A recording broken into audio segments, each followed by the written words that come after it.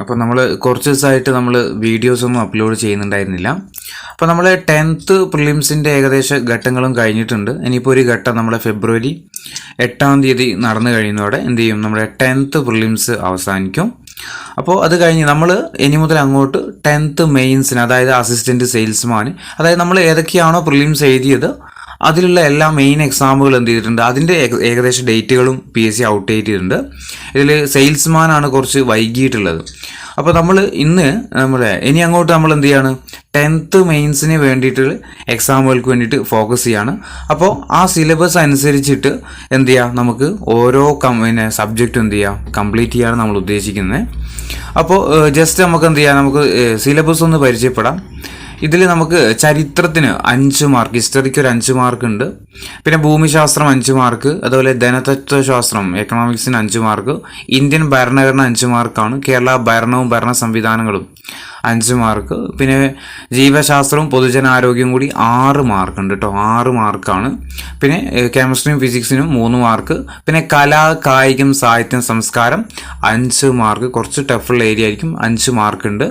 പിന്നെ കമ്പ്യൂട്ടർ അടിസ്ഥാന വിവരങ്ങൾ IT ഇതുവരെ 2 മാർക്കായിരുന്നു ഉണ്ടായിരുന്നത്, 3 മാർക്കാണ് പുതിയ സിലബസിലുള്ളത്. പിന്നെ സുപ്രധാന നിയമങ്ങൾ 5 മാർക്ക്, പഠിച്ചു കഴിഞ്ഞാൽ സുഖസുന്ദരമായിട്ട് നമുക്ക് 5 മാർക്ക് നേടിയെടുക്കാൻ പറ്റുന്ന ഒരു ഏരിയ ആണ് ഇത്, സുപ്രധാന നിയമങ്ങൾ 5 മാർക്ക്.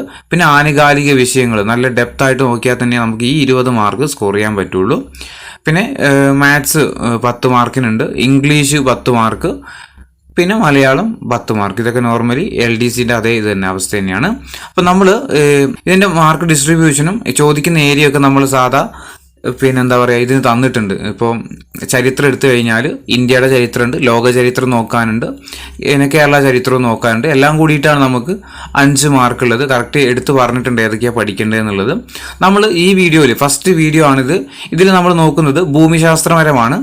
ഭൂമിശാസ്ത്രം, അതുപോലെ അടിസ്ഥാന തത്വങ്ങൾ, ഭൂമിയുടെ ഘടന, അന്തരീക്ഷം, ഈ ഒരു കാര്യങ്ങളാണ് നമ്മൾ ഈ വീഡിയോയിൽ നോക്കുന്നത്. നമ്മൾ പരമാവധി എക്സാം ആകുമ്പോഴേക്കും നമ്മൾ എന്ത് ചെയ്യും, പരമാവധി നമ്മൾ സിലബസ് കംപ്ലീറ്റ് ചെയ്യാൻ ശ്രമിക്കുന്നതാണ്. അപ്പോൾ 10th പ്രിലിംസ് ഒക്കെ എഴുതി കഴിഞ്ഞിട്ട് ഇനി അങ്ങോട്ട് 10th മെയിൻസിന് വേണ്ടിയിട്ട് പ്രിപ്പയർ ചെയ്യുന്ന ആളുകൾക്ക് വേണ്ടിയിട്ട് നമ്മൾ പരമാവധി നമ്മൾ സിലബസിന് പുറത്തൊന്നും പോവാതെ സിലബസിൻ്റെ ഉള്ളിൽ നിന്ന് തന്നെ കാട് കയറി പഠിച്ചിട്ട് കാര്യമില്ലല്ലോ നമ്മൾ, അല്ലേ?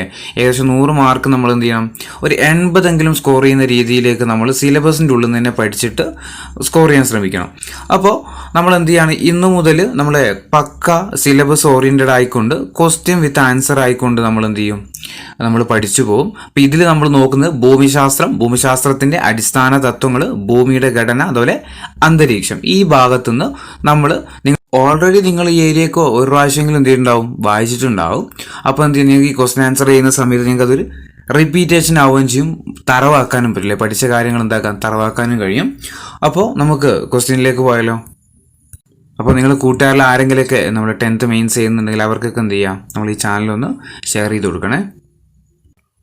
അപ്പോൾ ആദ്യം നമുക്ക് എന്താ ഭൂമിശാസ്ത്രം എന്ന് പറഞ്ഞു കഴിഞ്ഞാൽ, ഭൂമിശാസ്ത്രം എന്ന് പറഞ്ഞു കഴിഞ്ഞാൽ, അതായത് ജോഗ്രഫി എന്ന് പറഞ്ഞു കഴിഞ്ഞാൽ ഭൂമിയുടെ ഉപരിതലത്തെക്കുറിച്ചും അതുപോലെ ഉപരിതലത്തിലെ വസ്തുക്കളുടെ ഭൗതികവും രാസപരമായിട്ടുള്ള മാറ്റങ്ങളെയും അതുപോലെ അവയുടെ സ്വാഭാവിക സവിശേഷതകളെയും കുറിച്ചുള്ള ഒരു പഠിക്കുന്ന ശാസ്ത്രശാഖയാണ് ഏത്, ഭൂമിശാസ്ത്രം അല്ലെങ്കിൽ ജോഗ്രഫി എന്ന് പറയുന്നത്, അല്ലേ? നമുക്കറിയാം ഗ്രീക്ക് പണ്ഡിതനായിട്ടുള്ള ഇറാത്തോസ്തനീസ്, അല്ലേ, അദ്ദേഹമാണ് എന്ത് ചെയ്യുന്നത്, ഭൂമിശാസ്ത്രം എന്ന പേര് ആദ്യമായിട്ട് ഉപയോഗിക്കുന്നത് കേട്ടോ. അപ്പോൾ ഭൂമിശാസ്ത്രം എന്ന പദം ആദ്യമായിട്ട് ഉപയോഗിച്ചത് ആരാന്ന് ചോദിച്ചാൽ ആരായിരിക്കും, അത് ഇറാത്തോസ്തനീസ് ആണ്. അദ്ദേഹം ഏത് പണ്ഡിതനാ, ഗ്രീക്ക് പണ്ഡിതനാണെന്ന കാര്യം കൂടി ഓർത്തു വെക്കുക. ഈ ഗ്രീക്ക് പദങ്ങളായിട്ടുള്ള അതുപോലെ ഗ്രാഫോസ്, ജിയോയും ഗ്രാഫോസും, ഈ 2 പദങ്ങൾ കൂട്ടിച്ചേർത്തിട്ടാണ് എന്ത് ചെയ്യുന്നത്, ജോഗ്രഫി എന്ന് പറയുന്ന ഒരു പദം ഉണ്ടാകുന്നത്. ഈ ജിയോന്റെ അർത്ഥം എന്താ, ഭൂമിയാണ്. ഗ്രാഫോസ് എന്ന് പറഞ്ഞു കഴിഞ്ഞാൽ എക്സ്പ്ലനേഷൻ അല്ലെങ്കിൽ വിവരണമാണ് കേട്ടോ. അപ്പോൾ ഗ്രീക്ക് പദങ്ങളായിട്ടുള്ള ജിയോയും അതുപോലെ ഗ്രാഫോസും ചേർന്നിട്ടാണ് ജോഗ്രഫി എന്ന പദം ഉണ്ടായത്. ആരാദ്യമായിട്ട് ജോഗ്രഫി എന്ന പദം ഉപയോഗിച്ചത്, അത് ഇറാത്തോസ്തനീസ് ആണ്. ജിയോ എന്ന് പറഞ്ഞു കഴിഞ്ഞാൽ ഭൂമിയാണ്, ഗ്രാഫോസ് എന്ന് പറഞ്ഞാൽ എന്താ, വിവരണമാണ് കേട്ടോ. അപ്പോൾ അങ്ങനെയാണ് എന്ത് ചെയ്യുന്നത്, ജോഗ്രഫി അല്ലെങ്കിൽ ഭൂമിശാസ്ത്രം എന്ന പദം എന്ത് ചെയ്യുന്നത് ആദ്യമായിട്ട് രൂപപ്പെടുന്നത്. അപ്പോൾ ഒന്നാമത്തെ ചോദ്യം ഇതാണ്, ഭൂമിയുടെ ചുറ്റളവ് ആദ്യമായിട്ട് കണക്കാക്കിയ ശാസ്ത്രജ്ഞൻ ആരാണ്? ഭൂമിയുടെ ചുറ്റളവ് ആദ്യമായിട്ട് കണക്കാക്കിയ ശാസ്ത്രജ്ഞൻ ചോദിച്ചാൽ ആരാ? ഇറാത്തോസ്തനീസ് ആണ് കേട്ടോ. ഭൂമിയുടെ ചുറ്റളവ് ആദ്യമായിട്ട് കണ്ടെത്തിയ ശാസ്ത്രജ്ഞൻ ചോദിച്ചാൽ ആരാ? ഇറാത്തോസ്തനീസ് ആണ്. ഇനി രണ്ടാമത്തെ ചോദ്യം, സൗരകേന്ദ്ര സിദ്ധാന്തം ആവിഷ്കരിച്ച ശാസ്ത്രജ്ഞൻ ആരാ? സൗരകേന്ദ്ര സിദ്ധാന്തം ആരാ? കോപ്പർനിക്കസ് ആട്ടോ. കോപ്പർനിക്കസ് ആണ്. സൗരത്തിലെ സായം ഓർത്തു വെക്കുക, നിക്കസിന്റെ സായം ഓർത്തു വെക്കുക. സൗരകേന്ദ്രം സിദ്ധാന്തം ആവിഷ്കരിക്കുന്നത് ആരാ? കോപ്പർനിക്കസ് ആണ്. ഇനി മിൻസ് എന്ന പുസ്തകം രചിച്ചത് ആരാ? മിൻസ് എന്ന പുസ്തകം രചിച്ചത് ആരാ? ഇറാത്തോസ്തനീസ് ആണ്. മിൻസ് എന്ന പുസ്തകം രചിച്ചത് ആരാ? ഇറാത്തോസ്തനീസ് ആണ്. ഇനി ഭൗമകേന്ദ്ര സിദ്ധാന്തം ആവിഷ്കരിച്ച ശാസ്ത്രജ്ഞൻ ആരാ? നമ്മള് സൗരകേന്ദ്രമാണെങ്കിൽ ആരാ? കോപ്പർനിക്കസ് അല്ലെ. സൗരകേന്ദ്ര സിദ്ധാന്തമാണെങ്കിൽ കോപ്പർനിക്കസ് ആണ്. ഇവിടെ ചോദിച്ചിരിക്കുന്നത് എന്താ? ഭൗമകേന്ദ്ര സിദ്ധാന്തം ആവിഷ്കരിച്ചത് ആരാ? PSC ഓൾറെഡി ചോദിച്ച ക്വസ്റ്റ്യൻസ് ആണ് ഇതൊക്കെ. ഭൗമകേന്ദ്ര സിദ്ധാന്തം ആവിഷ്കരിച്ചത് ആരാ? ടോളമി ആട്ടോ. ആരാ? ടോളമി ആണ്. ഭൗമം ടോളമി. സൗരമാണെങ്കിൽ ആരാ? നിക്കസ്. സൗരം നിക്കസ്. സൗരകേന്ദ്ര സിദ്ധാന്തമാണെങ്കിൽ കോപ്പർനിക്കസ് ആണ്. ഭൗമകേന്ദ്ര സിദ്ധാന്തമാണെങ്കിൽ ആരാ? ടോളമി ആണ്. ഇനി അഞ്ചാമത്തെ ചോദ്യം, ലോക ഭൗമ ദിനമായിട്ട് ആചരിക്കുന്ന ദിവസം ഏതാണ്? ലോക ഭൗമ ദിനമായിട്ട് ആചരിക്കുന്ന ദിവസം ഏതാ? ഏപ്രിൽ 22 ഓപ്ഷൻ സി ആണ്. ഏപ്രിൽ 22 എന്ത് ചെയ്യുന്നത്? ലോക ഭൗമ ദിനമായിട്ട് ആചരിക്കുന്നത്.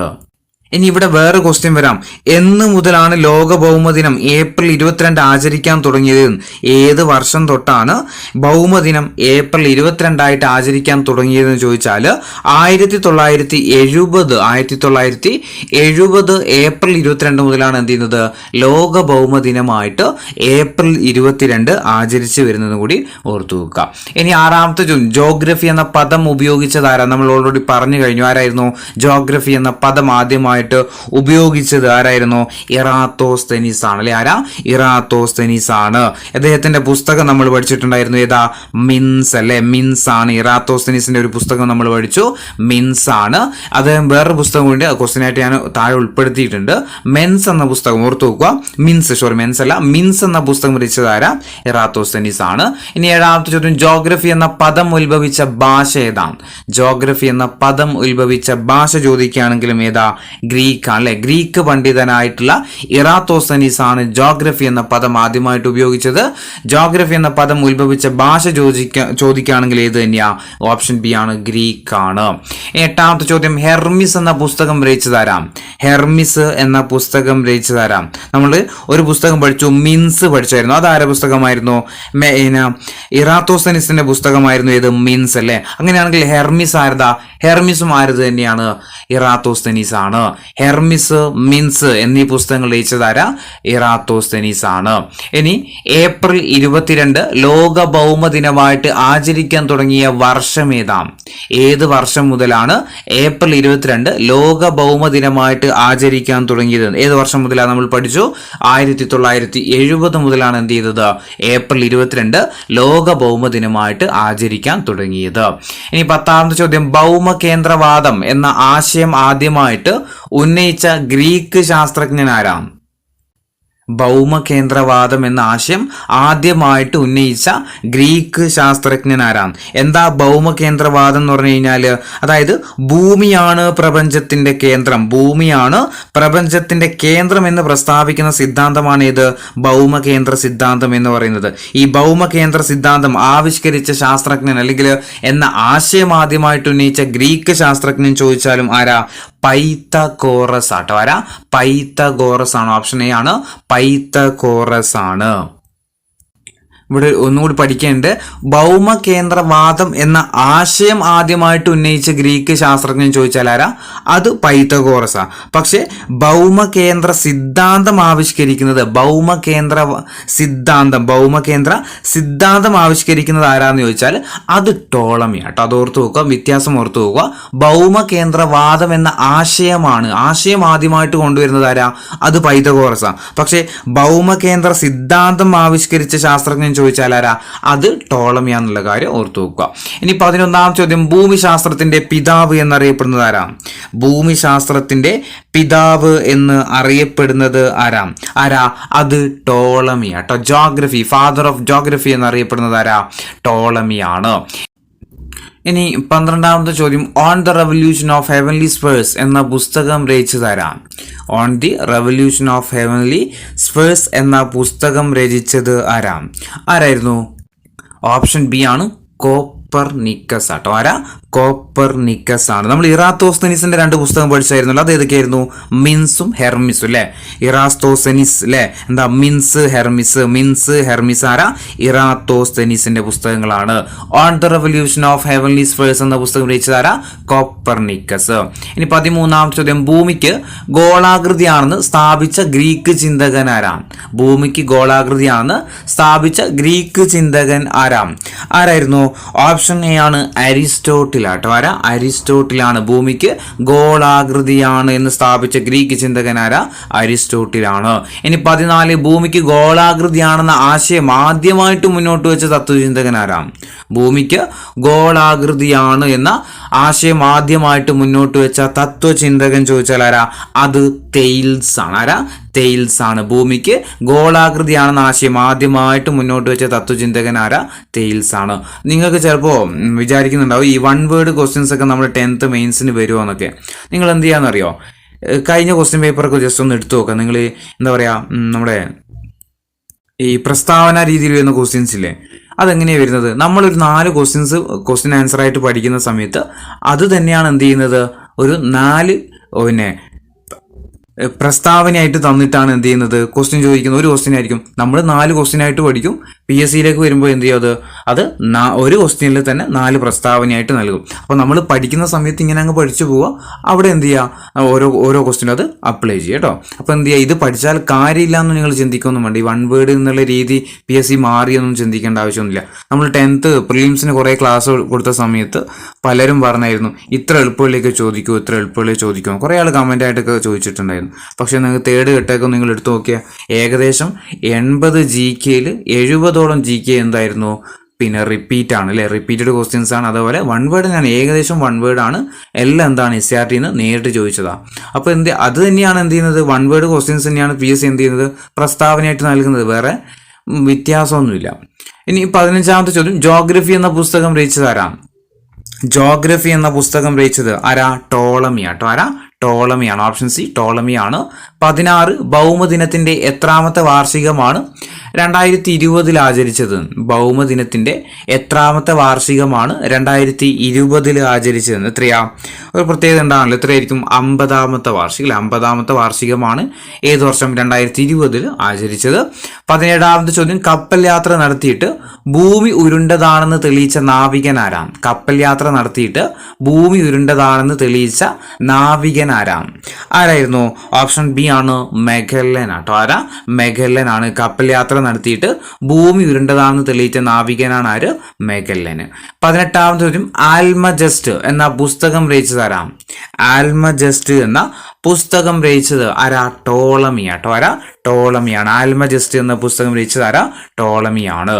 ഇനി 19ാമത്തെ ചോദ്യം, 42 ദിവസം കൊണ്ട് ഭൂമിയെ ചുറ്റി കപ്പൽ ഓടിച്ചിട്ട് ലോക റെക്കോർഡ് നേടിയ വ്യക്തി ആരാ?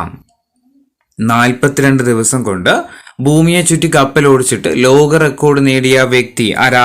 ഫ്രാൻസോയ്സ് ഗബാട്ട് ആട്ടോ. ആരാ? ഫ്രാൻസോയ്സ് ഗബാട്ട്. ഓപ്ഷൻ എ ആണ്, ഫ്രാൻസോയ്സ് ഗബാട്ട് ആണ്. 20ാമത്തെ ചോദ്യം, ഭൂമിയുടെ ഭാരം ആദ്യമായിട്ട് കണക്കാക്കിയത് ആരാ? ഭൂമിയുടെ ഭാരം ആദ്യമായിട്ട് കണക്കാക്കിയ ശാസ്ത്രജ്ഞൻ ആരാ? Henry Cavendish. ആരാ? Henry Cavendish. ഭൂമിയുടെ ഭാരം ആദ്യമായിട്ട് കണക്കാക്കിയ ശാസ്ത്രജ്ഞൻ ചോദിച്ചാൽ ആരാ? ഹെൻറി കാവൻഡിഷ് ആണ്. ഇനി 21ാമത്തെ ചോദ്യം, ഭൂമിക്ക് കൃത്യമായിട്ട് ഗോളത്തിന്റെ ആകൃതി ഇല്ലെന്ന് കണ്ടെത്തിയ ശാസ്ത്രജ്ഞൻ ആരാണ്? ഭൂമിക്ക് വ്യക്തമായിട്ടുള്ളൊരു ഗോളാകൃതി ഇല്ല, ഇങ്ങനത്തെ ഒരു ആകൃതി അല്ല എന്ന് കണ്ടെത്തിയ ശാസ്ത്രജ്ഞൻ ചോദിച്ചാൽ ആരാ? അത് ഐസക് ന്യൂട്ടൺ ആട്ടോ. ആരാ? ഓപ്ഷൻ ഡി ആണ്, ഐസക് ന്യൂട്ടൺ ആണ്. ഭൂമിക്ക് കൃത്യമായിട്ട് എന്തല്ല, ഒരു ഫുട്ബോളിന്റെ ആകൃതി അല്ല, അല്ലെങ്കിൽ ഗോളാകൃതി അല്ല എന്ന് പറഞ്ഞത് ആരാ? സർ ഐസക് ന്യൂട്ടൺ ആണ്. അപ്പോൾ നമ്മൾ ഇത്രയും പറഞ്ഞ കാര്യങ്ങൾ ജസ്റ്റ് ഒന്നുകൂടി പറഞ്ഞുതരാവേ. നമ്മൾ ഓൾറെഡി ഫസ്റ്റത്തെ ക്വസ്റ്റ്യനായിട്ട് നമ്മളൊരു ക്വസ്റ്റ്യൻ പറഞ്ഞിരുന്നതായിരുന്നു, ഭൂമിയുടെ ചുറ്റളവ് ആദ്യമായിട്ട് കണക്കാക്കിയ ശാസ്ത്രജ്ഞനാണ് ആര്? ഇറാത്തോസ്തനിസ് എന്ന് പറഞ്ഞായിരുന്നു അല്ലേ. അദ്ദേഹം എങ്ങനെയാണ് കണ്ടെത്തിയെന്ന് വെച്ചാൽ, സൂര്യരശ്മികൾ ഭൂമിയിൽ പതിക്കുന്നതിൻ്റെ ഈ കോണളവിനെ ആശ്രയിച്ചിട്ടാണ് എന്ത് ചെയ്തത്? ഭൂമിയുടെ ചുറ്റളവ് കണ്ടെത്തിയതാണ് ആര്? ഇറാത്തോസ്തനിസ് കേട്ടോ. അത് പ്രകാരം SCRT പറയുന്നുണ്ട് 2,50,000 സ്റ്റേഡിയാണ് എന്ത് ചെയ്യുന്നത്? ഭൂമിയുടെ ചുറ്റളവ് എന്നാണ് പറയുന്നത്. SCRT പ്രകാരം 2,50,000 സ്റ്റേഡിയാണ് ചുറ്റളവ് എന്നാണ് പറയുന്നത് കേട്ടോ. അപ്പോൾ ഭൂമിയുടെ ചുറ്റളവ് ആദ്യമായിട്ട് കണക്കാക്കിയ ശാസ്ത്രജ്ഞൻ ആരാ? ഇറാത്തോസ്തനിസ് ആണ്. എങ്ങനെയാണ് കണ്ടെത്തിയത്? സൂര്യരശ്മികൾ ഭൂമിയിൽ പതിക്കുന്നതിന്റെ കോണളവിനെ ആശ്രയിച്ചിട്ട് ഭൂമിയുടെ ചുറ്റളവ് കണ്ടെത്തിയതാണ് ആര്? ഇറാത്തോസ്തനിസ് എന്ന കാര്യം ഓർത്ത് വെക്കുക. അദ്ദേഹത്തിന്റെ 2 പുസ്തകങ്ങൾ നമ്മൾ പഠിച്ചു. ഏതൊക്കെയായിരുന്നു? മിൻസും ഹെർമിസും അല്ലെ. ഇറാത്തോസ്തനിസിന്റെ 2 പുസ്തകങ്ങൾ പഠിച്ചു. ഒന്ന് മിൻസ്, 2 ഹെർമിസ് ആണ്. ഭൂമിശാസ്ത്രത്തിന്റെ പിതാവ് എന്നറിയപ്പെടുന്നത് ആരാ? ടോളമിയാണ്. ഇത് PSCയുടെ ആൻസർ ആണ്. എന്ത്? ടോളമി എന്ന്. PSC ഭൂമിശാസ്ത്രത്തിന്റെ പിതാവ് ആരെന്ന് ചോദിച്ചാൽ അതിന് ആൻസർ ഇതുവരെ കൊടുത്തു വന്നതാരാ? ടോളമിയാണ്. പക്ഷെ ശരിക്കും ഭൂമിശാസ്ത്രത്തിന്റെ പിതാവ് എന്നറിയപ്പെടുന്നത് ഹെക്ടേഷ്യസ് ആട്ടോ. ആരാ? ഹെക്ടേഷ്യസ് ആണ്. പക്ഷെ PSC എന്നും ആൻസർ കൊടുക്കുന്നത് ടോളമിയാണ്. ഭൂമിശാസ്ത്രത്തിന്റെ പിതാവ് ആരാന്ന് ചോദിച്ചാൽ ആരാ? ടോളമിയാണ് PSC ആൻസർ കൊടുക്കുന്നത്. ടോളമിയുടെ 2 പ്രശസ്തമായിട്ടുള്ള പുസ്തകങ്ങൾ നമ്മൾ പഠിച്ചു. ഏതൊക്കെയായിരുന്നു? അൽമജസ്റ്റും ജോഗ്രഫിയും കേട്ടോ. ടോളമിയുടെ പ്രശസ്തമായിട്ടുള്ള 2 പുസ്തകങ്ങൾ നമ്മൾ പഠിച്ചിട്ടുണ്ട്. ഏതൊക്കെയാ? ജോഗ്രഫിയും അൽമജസ്റ്റുമാണ്. ഭൂമിയാണ് പ്രപഞ്ചത്തിന്റെ കേന്ദ്രം എന്ന് പ്രസ്താവിക്കുന്ന സിദ്ധാന്തം ഏതായിരുന്നു? ഭൂമിയാണ് പ്രപഞ്ചത്തിന്റെ കേന്ദ്രം എന്ന് പ്രസ്താവിക്കുന്ന സിദ്ധാന്തം ഏതാ? ഭൗമകേന്ദ്ര സിദ്ധാന്തം അല്ലെ. ഭൗമകേന്ദ്ര സിദ്ധാന്തമാണ്. ഭൗമകേന്ദ്ര സിദ്ധാന്തം ആവിഷ്കരിച്ച ശാസ്ത്രജ്ഞൻ ആരാ? അത് ടോളമി ആയിരുന്നു അല്ലെ. ഭൗമകേന്ദ്ര സിദ്ധാന്തം ആവിഷ്കരിച്ചത് ആരായിരുന്നു? ടോളമിയാണ്. ഇനി ഭൂമിക്ക് ഗോളാകൃതിയാണെന്ന ആശയം ആദ്യമായിട്ട് മുന്നോട്ട് വെച്ച ഗ്രീക്ക് തത്വചിന്തകൻ നമ്മൾ പഠിച്ചിട്ടുണ്ട്. ആരാ? തെയിൽസ് അല്ലെ. ഭൂമിക്ക് ഗോളാകൃതിയാണെന്ന ആശയം ആദ്യമായിട്ട് മുന്നോട്ട് വെച്ച ഗ്രീക്ക് തത്വചിന്തകൻ ചോദിച്ചാൽ ആരാ? തെയിൽസ് ആണ്. എന്നാൽ ഈ ഗോൾ എന്താണ്? ജലത്തിൽ പൊങ്ങിക്കിടക്കുന്നതാണ് എന്ത് ചെയ്ത് അദ്ദേഹം വിശ്വസിക്കുന്നത് കേട്ടോ. അതായത് ഭൂമി ഗോളാകൃതിയാണെന്ന് ആദ്യമായിട്ട് ആശയം മുന്നോട്ട് വെച്ച വ്യക്തിയാണ് ആര്? തെയിൽസ്. അദ്ദേഹം വിശ്വസിക്കുന്നത് എങ്ങനെയാണെന്നറിയോ? ജലത്തിൽ എന്താണ്? ഈ ഗോളം പൊങ്ങിക്കിടക്കുവാണ്. അങ്ങനെയാണ് അദ്ദേഹം ചെയ്യുന്നത്, ചിന്തിക്കുന്നത്. ഈ ഭൂമിക്ക് ഗോളാകൃതിയാണെന്ന് സ്ഥാപിച്ച ഗ്രീക്ക് ചിന്തകന്മാരാണ് ഈ പൈതഗോറസും അരിസ്റ്റോട്ടിലും. ടെക്സ്റ്റ് ഒന്ന് പഠിച്ചു വെക്കുക. ഭൂമിക്ക് ഗോളാകൃതിയാണെന്ന് സ്ഥാപിച്ച ഗ്രീക്ക് ചിന്തകന്മാരാണ് ആരൊക്കെ? നമ്മുടെ പൈതഗോറസും അരിസ്റ്റോട്ടിൽ എന്ന കാര്യം ഓർത്തു വെക്കുക. ഈ ഭൗമകേന്ദ്രവാദം ആശയം മുന്നോട്ട് വെച്ച ഗ്രീക്ക് ചിന്തകൻ ചോദിച്ചാൽ ആരാ? പൈതഗോറസ് ആണ്. അപ്പൊ നമ്മൾ പറഞ്ഞു ഭൗമകേന്ദ്ര സിദ്ധാന്തം ആവിഷ്കരിച്ചത് ആരാന്ന് നമ്മൾ പറഞ്ഞത്? ടോളമി അല്ലെ. പക്ഷെ ഈ ഭൗമകേന്ദ്രവാദം എന്ന ആശയം ആദ്യമായിട്ട് മുന്നോട്ട് വെക്കുന്നത് ആരാ? അത് പൈതഗോറസ്. ഏകദേശം എനിക്ക് തോന്നുന്നു 6-ാം നൂറ്റാണ്ട് കേട്ടോ. 6-ാം നൂറ്റാണ്ടിലാണ് എന്ത് ചെയ്യുന്നത്? പൈതഗോറസ് ഈ ഒരു ആശയം മുന്നോട്ട് വെക്കുന്നത്. പിന്നെ വേറെന്തായിരുന്നു നമ്മൾ പഠിച്ചത്? സൗരകേന്ദ്ര സിദ്ധാന്തം അല്ലെ. സൗരകേന്ദ്ര സിദ്ധാന്തം ആവിഷ്കരിച്ച ശാസ്ത്രജ്ഞനാരാ? കോപ്പർനിക്കസ് അല്ലെ. സൗരകേന്ദ്ര സിദ്ധാന്തം ആവിഷ്കരിച്ച ശാസ്ത്രജ്ഞനാരാ? കോപ്പർനിക്കസ് ആയിരുന്നു. അതുപോലെ അദ്ദേഹത്തിന്റെ ഒരു പുസ്തകം നമ്മൾ പഠിച്ചു. ഏതാ? On the revolution of heavenly spheres എന്ന പുസ്തകത്തിന്റെ രചയിതാവ് ആരായിരുന്നു? കോപ്പർനിക്കസ് അല്ലെ. അതുപോലെ ലോക ഭൗമ ദിനമായിട്ട് ആചരിക്കുന്ന ദിവസം ഏതാ? ഏപ്രിൽ 22. ലോക ഭൗമ ദിനമായിട്ട് ആചരിക്കുന്ന ദിവസം ഏതായിരുന്നു? ഏപ്രിൽ 22. ഏത് വർഷം മുതലാണ് നമ്മൾ ആചരിച്ചു വരുന്നത്? 1970 മുതൽ ലോക ഭൗമ ദിനമായിട്ട് നമ്മൾ ഏപ്രിൽ 22 ആചരിച്ചു വരുന്നുണ്ട്. അതുപോലെ ഇതിൻ്റെ ഇടയ്ക്ക് നമ്മളൊരു കാര്യം പഠിച്ചു നോക്കുക. ഈ ഭൂമിക്ക് ഗോളാകൃതിയാണെന്നും ഭൂമി എന്തിയാണ്? ഒരു സാങ്കല്പിക അച്ചുതണ്ടിൽ അത് സ്വയം കറങ്ങുകയാണെന്നും പ്രസ്താവിച്ചൊരു ഭാരതീയ ശാസ്ത്രജ്ഞനുണ്ട്. അതാരാ? ആര്യഭടൻ കേട്ടോ. ഇത് ചോദിക്കാൻ സാധ്യതയുണ്ട്. ആര്യഭടൻ കേട്ടോ. ഭൂമിക്ക് ഗോളാകൃതി ഉണ്ട്, അതൊരു സാങ്കല്പിക അച്ചുതണ്ടിൽ എന്ത് ചെയ്യാണ്? ഇങ്ങനെ കറങ്ങുകയാണ്, സ്വയം കറങ്ങുകയെന്ന് പ്രസ്താവിച്ച ഇന്ത്യൻ ജ്യോതിശാസ്ത്രജ്ഞനാണ് ആര്? ആര്യഭടൻ എന്ന കാര്യം ഓർത്തു വെക്കുക. അതുപോലെ കപ്പൽ യാത്ര നടത്തിയിട്ട് ഭൂമി ഉരുണ്ടതാണെന്ന് തെളിയിച്ച നാവികനാണ് ആരായിരുന്നു? മെഗൻ അല്ലെ. കപ്പൽ യാത്ര നടത്തിയിട്ട് ഭൂമി ഉരുണ്ടതാണെന്ന് തെളിയിച്ച നാവികനാണ് ആര്? മെഗലൻ എന്ന കാര്യം ഓർത്തു വെക്കുക. അതുപോലെ 42 ദിവസം കൊണ്ട് ഭൂമിയെ ചുറ്റിയിട്ട് കപ്പൽ ഓടിച്ചിട്ട് ലോക റെക്കോർഡ് നേടിയതാരാ? ഫ്രാങ്കോയിസ് ഗബാട്ട് അല്ലെ. ഫ്രാങ്കോയിസ് ഗബാട്ട് ആണ്. അതുപോലെ ഭൂമിയുടെ ഭാരം ആദ്യമായിട്ട് കണക്കാക്കിയതാരാ? അത് ഹെൻറി കാവൻഡിഷ് അല്ലെ. ഭൂമിയുടെ ഭാരം ആദ്യമായിട്ട് കണക്കാക്കിയതാരായിരുന്നു? ഹെൻറി കാവൻഡിഷ് ആണ്. അതേപോലെ ഭൂമിക്ക് കൃത്യമായിട്ടുള്ളൊരു ആകൃതി ഇല്ല എന്ന് പറഞ്ഞത് ആരായിരുന്നു? ഐസക് ന്യൂട്ടൺ അല്ലെ. ഭൂമിക്ക് കൃത്യമായിട്ടുള്ളൊരു ആകൃതി ഇല്ല, കൃത്യമായിട്ടൊരു ഈ വൃത്താകൃതി അല്ല അല്ലെങ്കിൽ ഗോളാകൃതി അല്ല എന്ന് പറഞ്ഞത് ആരാ? അത് ഐസക് ന്യൂട്ടൺ അല്ലെ. ഐസക് ന്യൂട്ടൺ പറഞ്ഞത് എന്താണെന്നറിയോ? ഭൂമിയുടെ ആകൃതി എന്ന് പറയുന്നത് ജിയോയിഡ് എന്നാണ് പറഞ്ഞത്. എന്താ ജിയോയിഡ്? ജിയോയിഡ് എന്ന് പറഞ്ഞാൽ എന്താ? ഭൂമിയുടെ ആകൃതി തന്നെ, എർത്ത് ഷേപ്പ് എന്നാണ് പറഞ്ഞത്. ഭൂമിയുടെ ആകൃതി എന്ന് തന്നെയാണ് അദ്ദേഹം പറഞ്ഞത്. അതായത് പിന്നെ ഈ ഐസക് ന്യൂട്ടൺ പറയുന്നത് എന്താണെന്ന് വെച്ച് കഴിഞ്ഞാൽ, ധ്രുവപ്രദേശങ്ങളിൽ അല്പം പരന്നിട്ട് മധ്യഭാഗം ചെറുതായിട്ട് വീർത്തതുമായ ഗോളാകൃതി, അതായത് പിന്നെ ധ്രുവപ്രദേശങ്ങൾ അല്പം എന്ത് ചെയ്യുക, പരന്നിട്ട് ഈ ഇവിടെ എന്താണ് ഇങ്ങനെ ഈ ഒരു ആകൃതിയാണെന്ന് ആര് പറയുന്നത്? ഇതാണ് ഭൂമിയുടെ ആകൃതി എന്നാണ് ആര് പറയുന്നത്?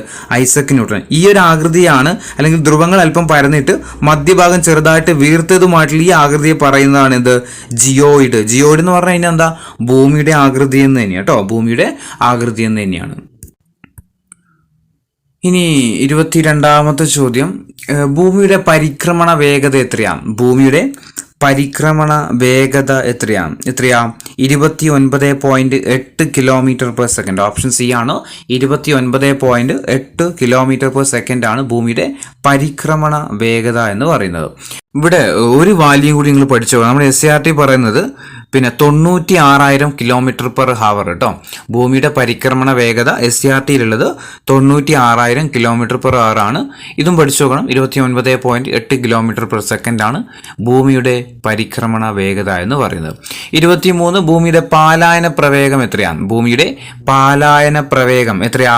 11.22. പാലായനം 11.2 അല്ലെങ്കിൽ 11.2 km/s ആണ് ഭൂമിയുടെ പാലായന പ്രവേഗം എന്ന് പറയുന്നത്.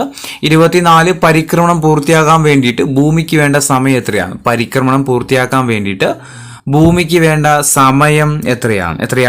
365 ദിവസം 5 മണിക്കൂർ 48 മിനിറ്റ് 45 സെക്കൻഡ് ആണ്. പരിക്രമണം പൂർത്തിയാക്കാൻ വേണ്ടിയിട്ട് ഭൂമിക്ക് വേണ്ട സമയം ചോദിച്ചാൽ എത്രയാണ്? 365 ദിവസം 5 മണിക്കൂർ 48 മിനിറ്റ് 45 സെക്കൻഡ് ആണ്.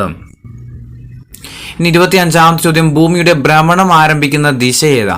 ഭൂമിയുടെ ഭ്രമണം ആരംഭിക്കുന്ന ദിശ ഏതാ? പടിഞ്ഞാറ് ദിശയിൽ നിന്ന് അല്ലെ. പടിഞ്ഞാറ് ദിശയിൽ നിന്നാണ് ഭൂമിയുടെ ഭ്രമണം ആരംഭിക്കുന്നത്.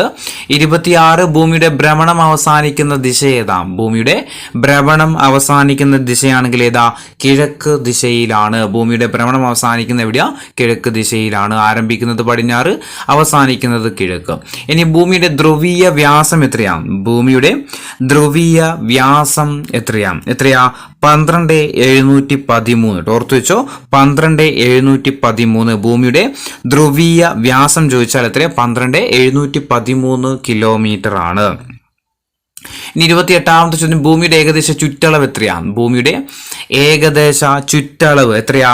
40,000 കിലോമീറ്റർ ആണ്. ഭൂമിയുടെ ഏകദേശ ചുറ്റളവ് ചോദിച്ചാൽ എത്രയാ? 40,000 കിലോമീറ്റർ ആണ്.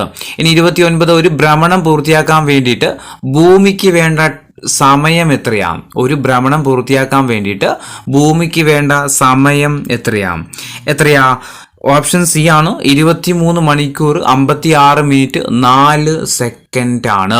23 മണിക്കൂർ 56 മിനിറ്റ് 4 സെക്കൻഡ്. എന്താ അത്? ഒരു ഭ്രമണം പൂർത്തിയാക്കാൻ വേണ്ടിയിട്ട് ഭൂമിക്ക് വേണ്ട സമയമാണ് 23 മണിക്കൂർ 56 മിനിറ്റ് 4 സെക്കൻഡ്.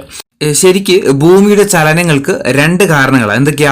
ഒന്ന് ഭ്രമണവും ഒന്ന് പരിക്രമണം കേട്ടോ. ഭൂമിയുടെ ചലനങ്ങൾക്ക് കാരണം എന്താ? ഒന്ന് ഭ്രമണമാണ്, 2 പരിക്രമണമാണ്. ഈ ഭൂമി അതിന്റെ സാങ്കല്പിക അച്ചുതണ്ടിൽ സ്വയം തിരിയുന്നതാണ് എന്ത്? ഭ്രമണം എന്ന് പറയുന്നത് കേട്ടോ. എന്താ ഭ്രമണം എന്ന് പറഞ്ഞു കഴിഞ്ഞാൽ, ഭൂമി എന്ത് ചെയ്യാ? അതിന്റെ സാങ്കല്പിക അച്ചുതണ്ടിൽ സ്വയം തിരിയുന്നതിന് എന്ത് പറയും? ഭ്രമണം എന്ന് പറയും. ഭ്രമണം പൂർത്തിയാക്കാൻ വേണ്ടിയിട്ട് എടുക്കുന്ന ടൈം നമ്മൾ ഓൾറെഡി പറഞ്ഞു. എത്രയായിരുന്നു? 23 മണിക്കൂർ 56 മിനിറ്റ് 4 സെക്കൻഡ് ആണ് അല്ലെ. ഭൂമിയിൽ പകലും രാത്രിയൊക്കെ മാറി മാറി അനുഭവപ്പെടാൻ കാരണം എന്താ? ഈ ഭ്രമണമാണ് കേട്ടോ. ഭൂമിയിൽ പകലും രാത്രി, നമുക്ക് പകലും രാത്രിയൊക്കെ ഉണ്ടാകാൻ കാരണം എന്താ? ഭ്രമണമാണെന്ന കാര്യം ഓർത്ത് വെക്കുക. അതുപോലെ സൂര്യന്റെ സ്ഥാനം നമുക്ക് മാറുന്നതായിട്ടൊക്കെ തോന്നില്ലേ? അതൊക്കെ എന്താ? ഈ ഭ്രമണ കാരണമാണ് കേട്ടോ. സൂര്യന്റെ സ്ഥാനമൊക്കെ മാറുന്നതായിട്ട് നമുക്ക് തോന്നാൻ കാരണം എന്താ? ഭ്രമണമാണ്. അതുപോലെ ഭൂമിയുടെ ഭ്രമണ ദിശ നമ്മൾ പറഞ്ഞു എവിടുന്ന? പടിഞ്ഞാറ് നിന്ന് കിഴക്കോട്ട് അല്ലെ. പടിഞ്ഞാറ് നിന്ന് കിഴക്കോട്ടാണ് ഏത്? ഭൂമിയുടെ ഭ്രമണ ദിശ എന്ന കാര്യം കൂടി ഓർത്തു വെക്കുക. അതുപോലെ തന്നെ ഭൂമിക്ക് ഏറ്റവും കൂടുതൽ ഭ്രമണ വേഗത എവിടെയാ? ഭൂമധ്യരേഖയിൽ കേട്ടോ. ഭൂമിക്ക് ഏറ്റവും കൂടുതൽ ഭ്രമണ വേഗത എവിടെയാന്ന് ചോദിച്ചാൽ എവിടെയാ? ഭൂമധ്യരേഖയിലാന്ന് കാര്യം ഓർത്ത് വെക്കുക. ഭൂമിക്ക് ഏറ്റവും കുറവ് എവിടെയായിരിക്കും? അത് ധ്രുവങ്ങൾ കേട്ടോ. ഭൂമിക്ക് ഏറ്റവും കുറവ് ഭ്രമണ വേഗത എവിടെയായിരിക്കും? ധ്രുവങ്ങളിലായിരിക്കും. ഭൂമിക്ക് ഏറ്റവും കൂടുതൽ ഭ്രമണ വേഗത എവിടെയാ? ഭൂമധ്യരേഖയില്. ഭൂമിക്ക് ഏറ്റവും കുറവ് ഭ്രമണ വേഗതയോ? അത് ധ്രുവങ്ങളിലാണെന്ന കാര്യം ഓർത്തു വെക്കുക.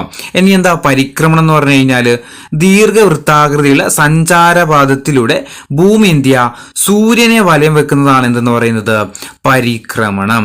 ദീർഘവൃത്താകൃതിയിലുള്ള സഞ്ചാരപഥത്തിലൂടെ ഭൂമി ഇന്ത്യ സൂര്യനെ വലയം വെക്കുന്നതാണ് ഇത് പരിക്രമണം എന്ന് പറയുന്നത്. ഭ്രമണം എന്താണെന്നാണ് നമ്മൾ പറഞ്ഞത്? ഒരു അച്ചുതണ്ടില് സ്വയം കറങ്ങുന്നതാണ് അല്ലെ ഭൂമി ഇന്ത്യ. അതിന്റെ ഒരു സാങ്കല്പിക അച്ചുതണ്ടില് സ്വയം കറങ്ങുന്നതിനെയാണ് എന്തെന്ന് പറയുന്നത്? ഭ്രമണം എന്ന് പറയുന്നത്. എന്നാൽ പരിക്രമണം എന്ന് പറഞ്ഞാൽ എന്താ? ദീർഘവൃത്താകൃതിയിലുള്ള ഒരു സഞ്ചാര പാതയിലൂടെ ഭൂമി ഇന്ത്യ സൂര്യനെ വലയം വെക്കുന്നതാണ്. ഭൂമി സൂര്യനെ വലയം വെക്കുന്നതാണ് എന്തെന്ന് പറയുന്നത്? പരിക്രമണം. പരിക്രമണത്തിന് ഒരു പരിക്രമണം പൂർത്തിയാക്കാൻ വേണ്ടിയിട്ട് ഭൂമിക്ക് വേണ്ട സമയം എത്രയായിരുന്നു? 365 ദിവസം 5 മണിക്കൂർ 48 മിനിറ്റ് അല്ലെങ്കിൽ 45 സെക്കൻഡ് അല്ലെ. 365 ദിവസമാണ് നമ്മൾ പഠിച്ചിട്ടുണ്ട്. പരിക്രമണം പൂർത്തിയാക്കാൻ വേണ്ടിയിട്ട് ഭൂമിക്ക് വേണ്ട സമയം എത്രയാ? 365 ദിവസം 5 മണിക്കൂർ 48 മിനിറ്റ് 45 സെക്കൻഡ് അല്ലെ. ഭൂമിയുടെ പരിക്രമണ വേഗത എത്രയാണെന്നാ പറയുന്നത്? 29.8 കിലോമീറ്റർ പെർ സെക്കൻഡ് അല്ലെ. SCRT പ്രകാരമാണെങ്കിൽ എത്രയായിരുന്നു? 96,000 കിലോമീറ്റർ. ഭൂമിയുടെ പാലായന പ്രവേഗമാണെങ്കിൽ എത്രയായിരുന്നു? അത് 11 പാലായന പ്രവേഗം എത്രയാ? 11.2 കിലോമീറ്റർ പെർ സെക്കൻഡ് ആയിരുന്നു. ഇതൊക്കെ ഓർത്ത് വെക്കണേ. ഇനി 30ാമത്തെ ചോദ്യം, ഭൂമിയുടെ ഏറ്റവും പുറമെയുള്ള പാളി ഏതാണ്? ഭൂമിയുടെ ഏറ്റവും പുറമേയുള്ള പാളി ഏതാ? ഓപ്ഷൻ സി ആണ്, ഭൂവൽക്കമാണ്. 31 ഭൗമ ഉപരിതലത്തിൽ നിന്ന് ഭൂകേന്ദ്രം വരെയുള്ള ഏകദേശ ദൂരം എത്രയാണ്? ഭൗമ ഉപരിതലത്തിൽ നിന്ന് ഭൂകേന്ദ്രം വരെയുള്ള ഏകദേശ ദൂരം ചോദിച്ചാൽ എത്രയാ? 6378 കിലോമീറ്റർ ആണ്. ഓപ്ഷൻ ഡി ആണ്, 6378 കിലോമീറ്റർ ആണ്. ഭൗമ ഉപരിതലത്തിൽ നിന്ന് ഭൂകേന്ദ്രം വരെയുള്ള ഏകദേശ ദൂരം ചോദിച്ചാൽ എത്രയാ? 6378 കിലോമീറ്റർ ആണ്.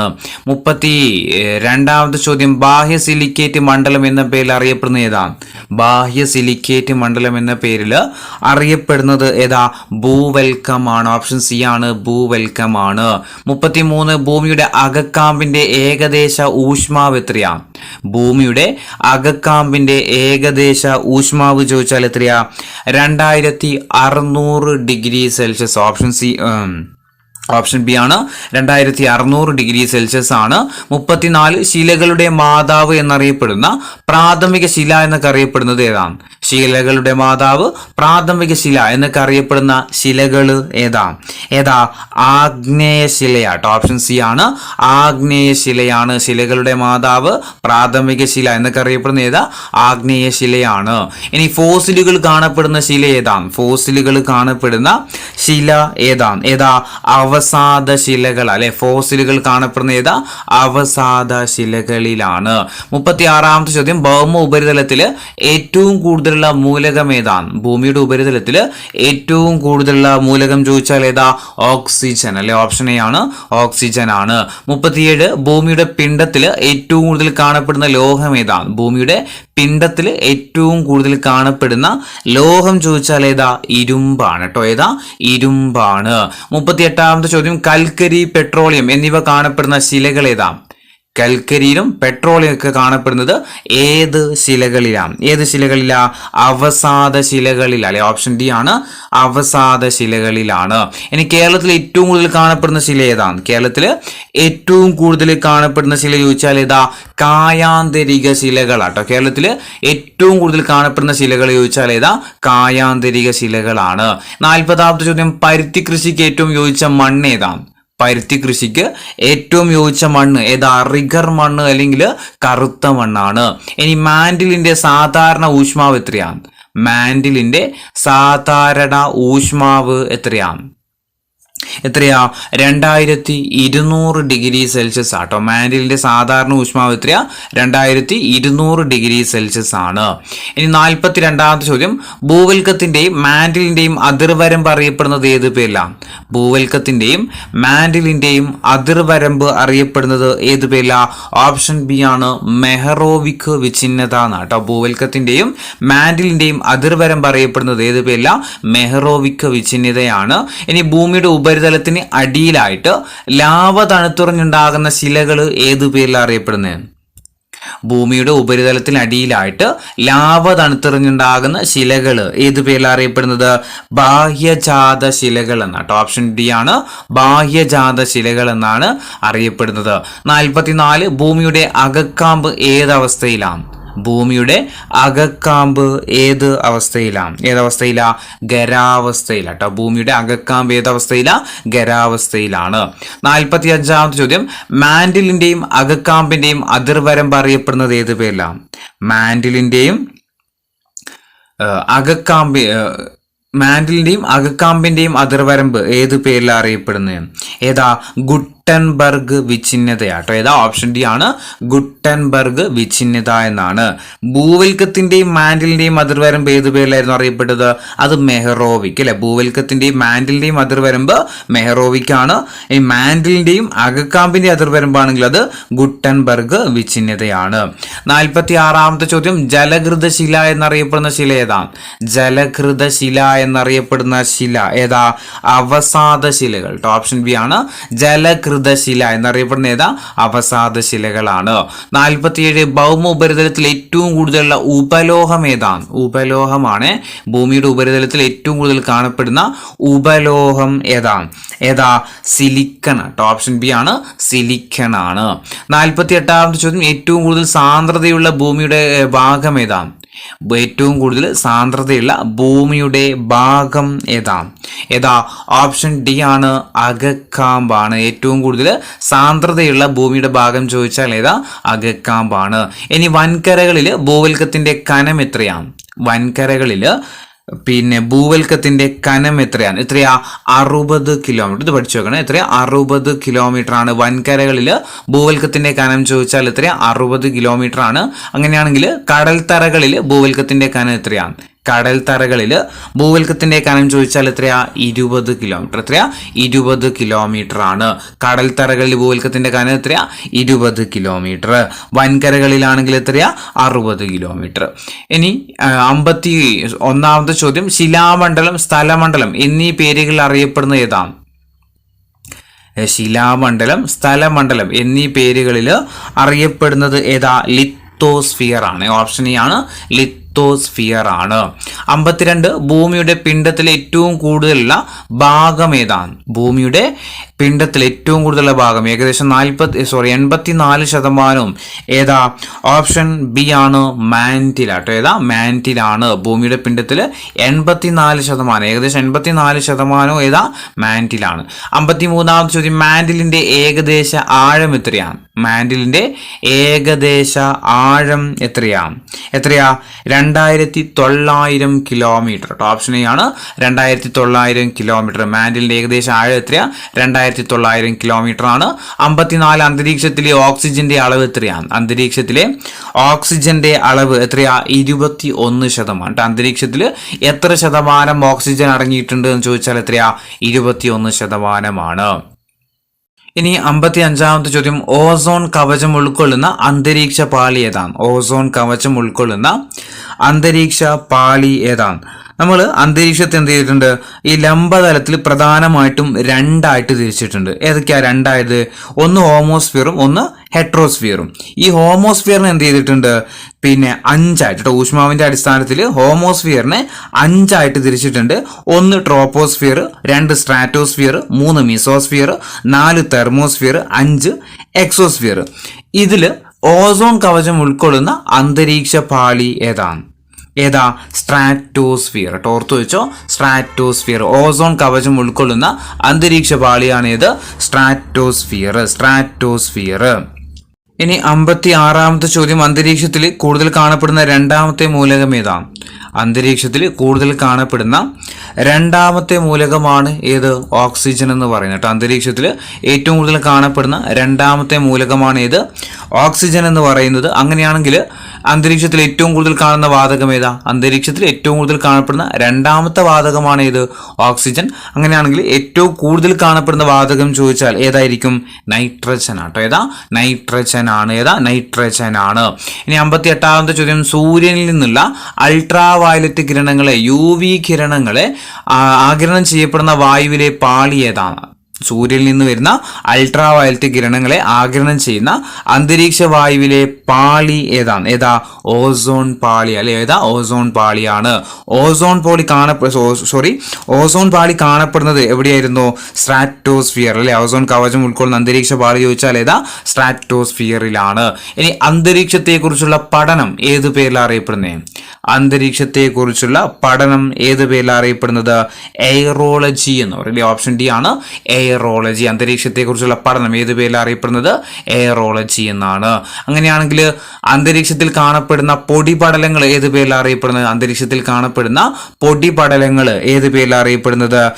പിന്നെ എന്താ പറയാ, എയറോസോൾ അല്ലെ? ഏതാ? എയറോസോൾ. ഓപ്ഷൻ ബി ആണ് എയറോസോൾ. അന്തരീക്ഷത്തിൽ കാണപ്പെടുന്ന പൊടിപടലങ്ങൾ അറിയപ്പെടുന്ന ഏത് പേരില? എയറോസോൾ എന്നാണ്.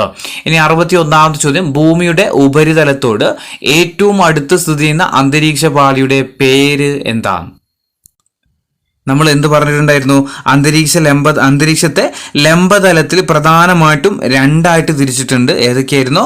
പിന്നെ ഒന്ന് ഹോമോസ്ഫിയറും രണ്ട് ഹെട്രോസ്ഫിയറും ആയിരുന്നു. ഈ ഹോമോസ്ഫിയറിന് എന്ത് ചെയ്തിട്ടുണ്ട്? 5ആയിട്ട് തിരിച്ചിട്ടുണ്ട്. ഏറ്റവും താഴെയായിട്ട് ട്രോപ്പോസ്ഫിയർ, അതിന് തൊട്ട് മുകളിലായിട്ട് സ്ട്രാറ്റോസ്ഫിയർ, പിന്നെ അതിന് തൊട്ട് മുകളിൽ മിസോസ്ഫിയർ, പിന്നെ 4ാമതായിട്ട് തെർമോസ്ഫിയർ, 5ാമതായിട്ട് എക്സോസ്ഫിയർ. ഇവിടെ ചോദിച്ചിരിക്കുന്നത് എന്താ? ഭൂമിയുടെ ഏറ്റവും ഉപരിതലത്തോട് ഏറ്റവും അടുത്തായിട്ട് സ്ഥിതി ചെയ്യുന്ന അന്തരീക്ഷ പാളിയുടെ പേര് എന്താണ്? നമ്മൾ പഠിച്ചു. ഏതാ? ഏറ്റവും താഴത്തെ ഏതാ? ട്രോപ്പോസ്ഫിയർ അല്ലെ? ഏതാ? ഓപ്ഷൻ ബി ആണ് ട്രോപ്പോസ്ഫിയർ ആണ്. ഇനി 2ാമത്തെ ചോദ്യം, റേഡിയോ പരിപാടികളുടെ ദീർഘദൂര പ്രക്ഷേപണം സാധ്യമാക്കുന്ന അന്തരീക്ഷ ഭാഗം ഏതാണ്? റേഡിയോ പരിപാടികളുടെ ദീർഘദൂര പ്രക്ഷേപണം സാധ്യമാക്കുന്ന അന്തരീക്ഷ ഭാഗം ചോദിച്ചാൽ ഏതാ? അയണോസ്ഫിയർ കേട്ടോ. ഏതാ? അയണോസ്ഫിയർ. ഈ അയണോസ്ഫിയർ നമ്മളിപ്പോൾ പറഞ്ഞിട്ടില്ല അല്ലെ? അത് ഏതിൽ ഉൾപ്പെടുന്നതാ? നമ്മൾ ഹോമോസ്ഫിയറിന് 5ആയിട്ട് തിരിച്ചു എന്നൊക്കെ പറഞ്ഞു അല്ലേ? അതിൽ നമ്മൾ എന്ത് പറഞ്ഞിട്ടില്ല? അയണോസ്ഫിയർ പറഞ്ഞിട്ടില്ല അല്ലെ? ഏതൊക്കെയായിരുന്നു പറഞ്ഞത്? ട്രോപ്പോസ്ഫിയർ പറഞ്ഞിട്ടുണ്ട്, സ്ട്രാറ്റോസ്ഫിയർ പറഞ്ഞു, മിസോസ്ഫിയർ പറഞ്ഞു, തെർമോസ്ഫിയർ പറഞ്ഞു, എക്സോസ്ഫിയർ പറഞ്ഞു അല്ലെ? ഇവിടെ ചോദിച്ചെന്താ? റേഡിയോ പരിപാടികളുടെ ദീർഘദൂര പ്രക്ഷേപണം സാധ്യമാക്കുന്ന അന്തരീക്ഷ ഭാഗം ഏതാണ്? നമ്മൾ ആൻസർ കൊടുത്തിരിക്കുന്നത് ഏതാ? അയണോസ്ഫിയർ അല്ലെ? അപ്പോൾ ഈ അയണോസ്ഫിയർ എവിടെ വരുന്നതാ? അയണോസ്ഫിയർ നമ്മുടെ തെർമോസ്ഫിയർ പറഞ്ഞിട്ടില്ലേ നമ്മൾ? ഈ തെർമോസ്ഫിയറിന്റെ താഴെ തട്ടുള്ള ഭാഗമാണ് ഏതെന്ന് പറയുന്നത്? ഈ തെർമോസ്ഫിയർ എടുത്തു കഴിഞ്ഞാൽ ഇത് തെർമോസ്ഫിയർ ആണെങ്കിൽ ഈ താഴത്തെ ഭാഗമാണ് ഏത്? അയണോസ്ഫിയർ എന്ന് പറയുന്നത്. അപ്പോൾ തെർമോസ്ഫിയറിന്റെ ഭാഗമാണ് ഏത്? അയണോസ്ഫിയർ എന്ന കാര്യം ഓർത്തു വെക്കുക. എന്താ അയണോസ്ഫിയറിന്റെ പ്രത്യേകത? റേഡിയോ പരിപാടികളുടെ ദീർഘദൂര പ്രക്ഷേപണം സാധ്യമാക്കുന്ന അന്തരീക്ഷ ഭാഗമാണ് ഏത്? അയണോസ്ഫിയർ എന്ന കാര്യം ഓർത്തു വെക്കുക. ഇനി 63ാമത്തെ ചോദ്യം, മേഘരൂപീകരണം, മഴ, മഞ്ഞ്, കാറ്റ്, ഇടിമിന്നൽ തുടങ്ങിയ പ്രതിഭാസങ്ങൾ കാണപ്പെടുന്ന അന്തരീക്ഷ മേഖല ഏതാണ്? മേഘരൂപീകരണം, മഴ, മഞ്ഞ്, കാറ്റ്, ഇടിമിന്നൽ തുടങ്ങിയ പ്രതിഭാസങ്ങൾ കാണപ്പെടുന്ന അന്തരീക്ഷ മേഖല ഏതാണ്? ഏതാ? ട്രോപ്പോസ്ഫിയർ കേട്ടോ. ഏതാ? ട്രോപ്പോസ്ഫിയർ ആണ്. കുറച്ച് കാര്യങ്ങൾ ട്രോപ്പോസ്ഫിയറുമായിട്ട് ബന്ധപ്പെട്ടുള്ള കുറച്ച് കാര്യങ്ങൾ പറഞ്ഞു കേട്ടോ. ഏകദേശം നമ്മുടെ എക്സാമിന് വരുന്ന സാധനങ്ങളൊക്കെ, അതായത് ഭൂമിയുടെ പ്രതലത്തോട് ഏറ്റവും ചേർന്ന് കാണപ്പെടുന്ന അന്തരീക്ഷ പാളിയാണ് ഏത്? ട്രോപ്പോസ്ഫിയർ കേട്ടോ. ഭൂമിയുടെ പ്രതലത്തോട് ഏറ്റവും ചേർന്ന് കാണപ്പെടുന്ന അന്തരീക്ഷ പാളി ചോദിച്ചാൽ ഏതാ? ട്രോപ്പോസ്ഫിയർ ആണ്. ട്രോപ്പോസ്ഫിയർ എന്ന വാക്കിന്റെ അർത്ഥം ചിലപ്പം ചോദിക്കാം. എന്താ? സംയോജന മേഖല എന്നാണ്. ട്രോപ്പോസ്ഫിയർ എന്ന വാക്കിന്റെ അർത്ഥം എന്താ? സംയോജന മേഖല എന്ന കാര്യം ഓർത്തു വെക്കുക. അന്തരീക്ഷത്തിലെ ഏറ്റവും താഴത്തെ പാളിയാണ് ഏത്? ട്രോപ്പോസ്ഫിയർ. ഇങ്ങനെ നിങ്ങൾ പഠിച്ചിട്ടുണ്ടാവും. പിക്ചർ കിട്ടുമോ നോക്കട്ടെ. ഈ പിക്ചർ നോക്കിയാൽ നിങ്ങൾ. അപ്പോൾ നമ്മൾ പറഞ്ഞു ഊഷ്മാവിന്റെ അടിസ്ഥാനത്തിൽ ഹോമോസ്ഫിയറിനെ എന്ത് ചെയ്തിട്ടുണ്ട്? 5ആയിട്ട് തിരിച്ചിട്ടുണ്ട് അല്ലേ? അതാ ഒന്ന് ട്രോപ്പോസ്ഫിയർ ഉണ്ട്, സ്ട്രാറ്റോസ്ഫിയർ ഉണ്ട്, മിസോസ്ഫിയർ ഉണ്ട്, തെർമോസ്ഫിയർ ഉണ്ട്, അതുപോലെ എക്സോസ്ഫിയർ. അങ്ങനെ 5 എണ്ണമായിട്ടാണ് തിരിച്ചതെന്ന് നമ്മൾ പറഞ്ഞു. ഇതിൽ തന്നെ നമ്മൾ എന്താ ട്രോപ്പോസ്ഫിയറിനെ കുറിച്ചല്ലേ പറഞ്ഞു വരുന്നത്. അപ്പോൾ ഇതാണ് ട്രോപ്പോസ്ഫിയർ എന്ന്. ഇത്രയും മേഖലയാണ് ട്രോപ്പോസ്ഫിയർ എന്ന് പറയുന്നത്. ഭൂമിയുടെ പ്രതലത്തോട് ഇതാണ് ഭൂമി, ഇങ്ങനെ കിടക്കുന്നുണ്ട് ഇവിടെ അല്ലേ, ഇതാണ് ഭൂമി എന്ന് പറയുന്നത്. ഭൂമിയുടെ പ്രതലത്തോട് ഏറ്റവും ചേർന്നിട്ടുള്ള അന്തരീക്ഷ പാളിയാണ് ഇത് ട്രോപ്പോസ്ഫിയർ. അതുപോലെ ട്രോപ്പോസ്ഫിയർ എന്ന വാക്കിന്റെ അർത്ഥം എന്താണ് നമ്മൾ പറഞ്ഞത്? സംയോജന മേഖല എന്നാണ് കേട്ടോ, സംയോജന മേഖല എന്നാണ്. ഇവിടെയാണ് ഈ ട്രോപ്പോസ്ഫിയറിലാണ് എന്ത് നടക്കുന്നത്? ദൈനംദിന കാലാവസ്ഥാ വ്യതിയാനത്തിന് കാരണമാകുന്ന മണ്ഡലം, ദൈനംദിന കാലാവസ്ഥാ വ്യതിയാനത്തിന് കാരണമാകുന്ന മണ്ഡലമാണ് ഇത് ട്രോപ്പോസ്ഫിയർ. അന്തരീക്ഷത്തിന്റെ ഏറ്റവും താഴത്തെ പാളി, അന്തരീക്ഷത്തിൽ ഏറ്റവും താഴത്തെ പാളിയാണ് ഇത് ട്രോപ്പോസ്ഫിയർ. അന്തരീക്ഷത്തിലെ ഏറ്റവും താഴത്തെ പാളി ചോദിച്ചാൽ ഏതാ? ട്രോപ്പോസ്ഫിയർ ആണെന്ന കാര്യം ഓർത്തു നോക്കുക, ട്രോപ്പോസ്ഫിയർ ആണ്. അതുപോലെ തന്നെ നാം അധിവസിക്കുന്ന ജൈവമണ്ഡലം സ്ഥിതി ചെയ്യുന്നത് ഏത് തന്നെയാ? ട്രോപ്പോസ്ഫിയർ. നമ്മളൊക്കെ ജീവിക്കുന്ന പിന്നെ ഈ ജൈവമണ്ഡലം ചോദിച്ചാലും ഏത് തന്നെയാ? സ്ട്രാറ്റോസ്ഫിയർ ആണ്. മാനവരാശിയുടെ ഭവനം എന്നറിയപ്പെടുന്ന അന്തരീക്ഷ പാളി ചോദിച്ചാൽ ഏതാ? സ്ട്രാറ്റോസ്ഫിയർ. മാനവരാശിയുടെ ഭവനം എന്നറിയപ്പെടുന്നത് അന്തരീക്ഷ പാളിയാണ് ഇത് സ്ട്രാറ്റോസ്ഫിയർ. അത് നമ്മൾ ഈ ക്വസ്റ്റ്യനിൽ ചോദിച്ചത് എന്തായിരുന്നു? മേഘരൂപീകരണം, മഴ, മഞ്ഞ്, കാറ്റ്, ഇടിമിന്നൽ തുടങ്ങിയ അന്തരീക്ഷ പ്രതിഭാസങ്ങൾ സംഭവിക്കുന്ന അന്തരീക്ഷ മണ്ഡലം ഏതാ? സ്ട്രാറ്റോസ്ഫിയർ ആണ്. ഭൂമിയോട് ചേർന്ന് സ്ഥിതി ചെയ്യുന്ന ഈ അന്തരീക്ഷ മണ്ഡലം ശരാശരി 13 കിലോമീറ്റർ ഉയരം വരെ വ്യാപിച്ചു കിടക്കുന്നു. 8 to ഇവിടെ 12 കൊടുത്തേക്കുന്നത്. നമ്മുടെ റാങ്ക് ഫയലൊക്കെ കാണാൻ കഴിയുന്നത് ഏകദേശം 13 കിലോമീറ്റർ ആട്ടോ. ഭൂമിയോട് ചേർന്ന് സ്ഥിതി ചെയ്യുന്ന ഈ അന്തരീക്ഷ മണ്ഡലം, അതായത് സ്ട്രാറ്റോസ്ഫിയർ, ശരാശരി 13 കിലോമീറ്റർ വരെ എന്ത് ചെയ്തിട്ടുണ്ട്? ഉയരത്തിലാണ്. ധ്രുവപ്രദേശത്ത് എത്തുന്ന സമയത്ത് എന്ത് ചെയ്യുന്നുണ്ട്? 8 കിലോമീറ്റർ വരെയും. ഭൂമിധ്യരേഖാ പ്രദേശത്താണെങ്കിൽ അത് 18 കിലോമീറ്റർ വരെ എന്ത് ചെയ്യുന്നുണ്ട്? ട്രോപ്പോസ്ഫിയർ വ്യാപിച്ച് കിടക്കുന്നുണ്ട് കേട്ടോ. ധ്രുവപ്രദേശത്താണെങ്കിൽ എത്രയാ? 8 കിലോമീറ്റർ ആണ്. അതുപോലെ ഭൂമിധ്യരേഖാ പ്രദേശത്താണെങ്കിൽ എത്രയാ? 18 കേട്ടോ, 18 കിലോമീറ്റർ വരെയാണ് ട്രോപ്പോസ്ഫിയർ ഹൈറ്റ് എന്ന് പറയുന്നത്. അതേപോലെ ട്രോപ്പോസ്ഫിയറിൽ ഒരു പ്രത്യേകതയുണ്ട്. നമ്മൾ കഴിഞ്ഞ ക്വസ്റ്റ്യൻ പേപ്പറിൽ കണ്ടതായിരുന്നു. നമ്മൾ ട്രോപ്പോസ്ഫിയറിൽ ഉയരം കൂടുന്നതനുസരിച്ച് എന്ത് ചെയ്യുന്നറിയോ? ഊഷ്മാവ് കുറയും കേട്ടോ. ഉയരം കൂടുന്നതനുസരിച്ച് എന്ത് ചെയ്യും? ഊഷ്മാവ് കുറയും. അതായത് ഇതാണ് ട്രോപ്പോസ്ഫിയർ അല്ലേ, നമ്മൾ പറഞ്ഞു.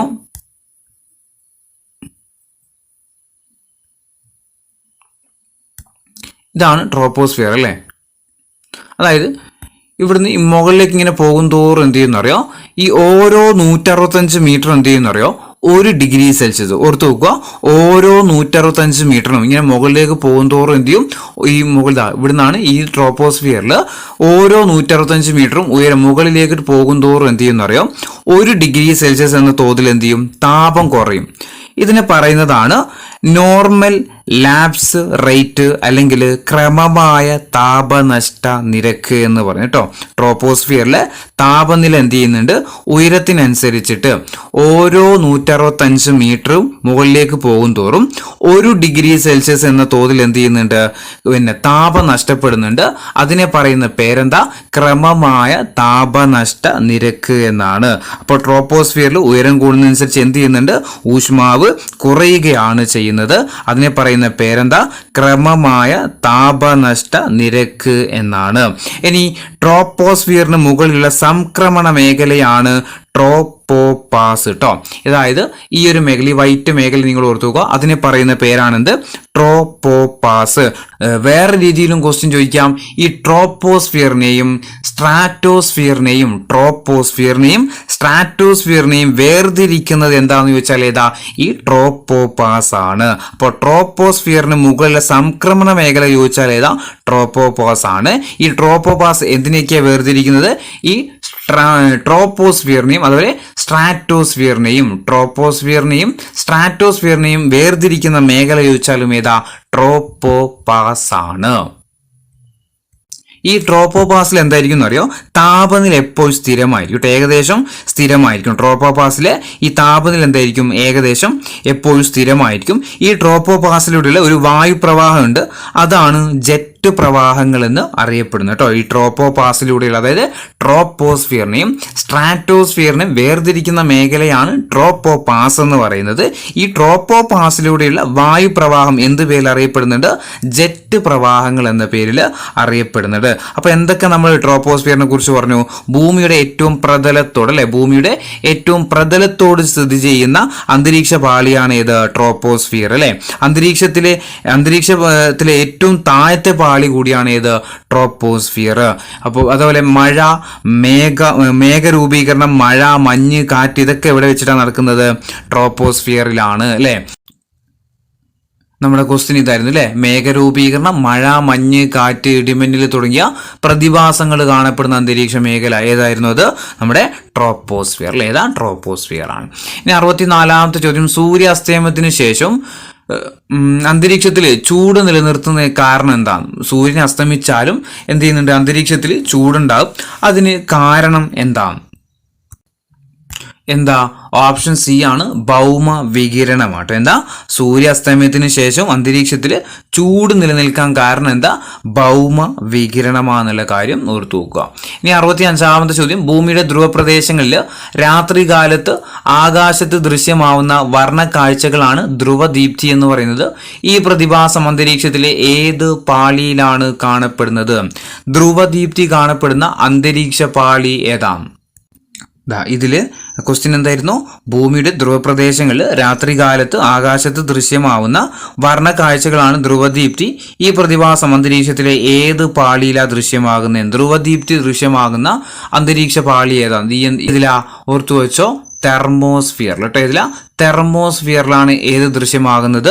അറോറകൾ കേട്ടോ. ഏതാ? അറോറകൾ എന്നാ പറയുന്നത്. ധ്രുവപ്രദേശങ്ങളിൽ കാണപ്പെടുന്ന അറോറകളുടെ ദൃശ്യമാകുന്നത്, അല്ലെങ്കിൽ എന്താ പറയാ, വർണ്ണക്കാഴ്ച, ധ്രുവദീപ്തി കേട്ടോ. ധ്രുവദീപ്തി അല്ലെങ്കിൽ അറോറകളൊക്കെ കാണപ്പെടുന്ന എവിടെയാ? തെർമോസ്ഫിയർ കേട്ടോ. എവിടെയാ? തെർമോസ്ഫിയറിലാണെന്ന കാര്യം ഓർത്തു വെക്കാം. ഓപ്ഷൻ എ ആണ് തെർമോസ്ഫിയർ കേട്ടോ.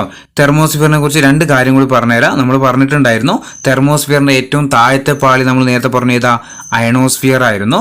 തെർമോസ്ഫിയറിൽ ഉയരം കൂടുന്നതനുസരിച്ചിട്ട് താപനില കൂടുകയാണ് ചെയ്യുന്നത്. തെർമോസ്ഫിയറിലും ഉയരം കൂടുന്നതനുസരിച്ച് എന്ത് ചെയ്യും? താപനില കൂടും. ഏറ്റവും താപനില കൂടിയ പാളി ചോദിച്ചാലും ഏതാ? തെർമോസ്ഫിയർ കേട്ടോ. ഏറ്റവും കൂടുതൽ താപനില കൂടിയ പാളി ചോദിച്ചാലും ഏതാ? തെർമോസ്ഫിയർ ആണ്. ഗുരുത്വാകർഷണം ഏറ്റവും കുറഞ്ഞ മണ്ഡലമാണ് തെർമോസ്ഫിയർ.